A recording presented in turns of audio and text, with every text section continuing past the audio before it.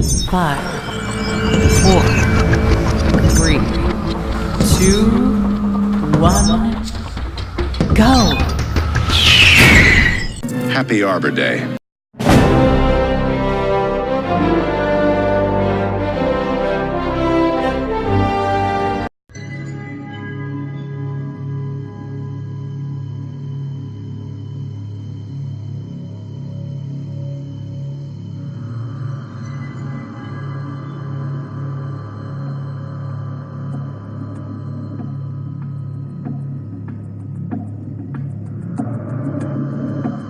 Seth MacFarlane's The Orville brings us a science fiction adventure series that is complete with a very diverse ensemble of lead officers and crew.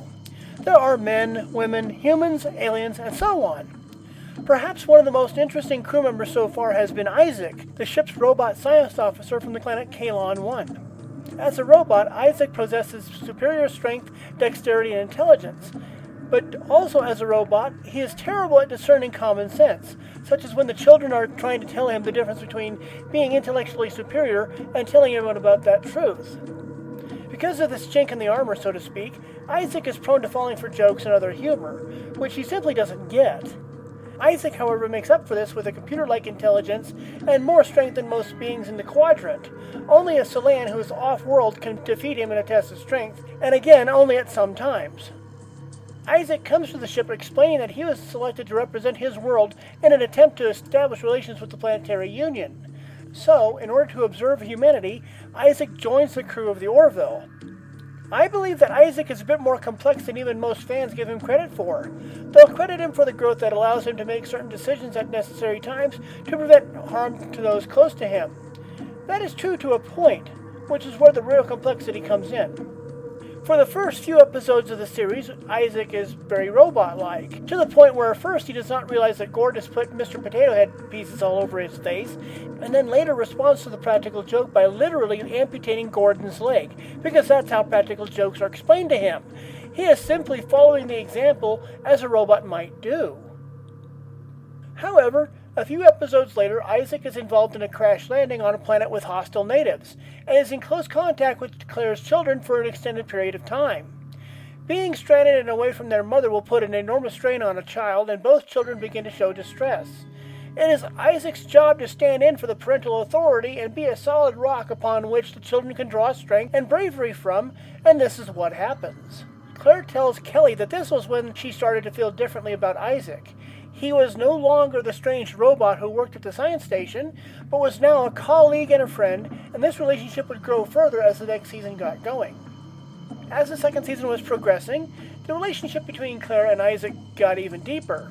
This time through romance, a physical encounter, a breakup, and then an apology and a reuniting.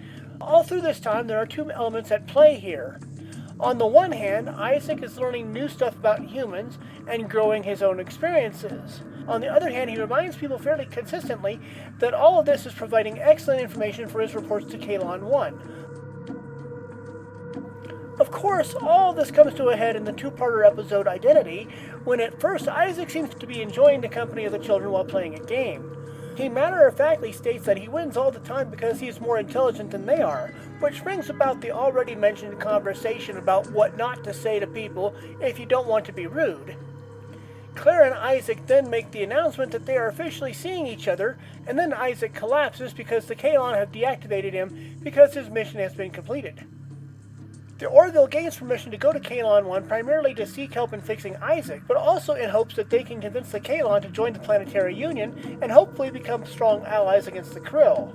The Kaylon reactivate Isaac and he is home. The Kaylon are then able to update him on the status of his real mission. There has been some discussion that Isaac's programming was tampered with by the Kaylon while he was deactivated, but subsequent events do not show this. There is no indication that Isaac did not agree with the directives of his mission as described once he got back home.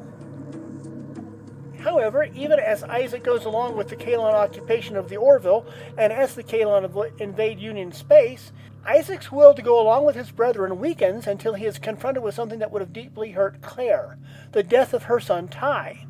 At that point, the part of his programming affected by his relationship with Claire asserts itself, and he flips sides, killing Kaylon Primary and retaking the ship, at the possible cost of his life. While Captain Mercer advocates for Isaac to remain aboard the Orville after all the events of the Identity episodes, Isaac is pretty much back to square one with everyone. Given what the Union wanted to do with him, I guess that is the better option. Remain aboard your ship and fix all the relationships with your friends. It will be interesting to see what Isaac is like now that he does not have the need to complete a mission and send information back to Kaylon. Or perhaps he will continue to send the reports as a means of attempting to convince the Kaylon that humans and other biologicals can be saved.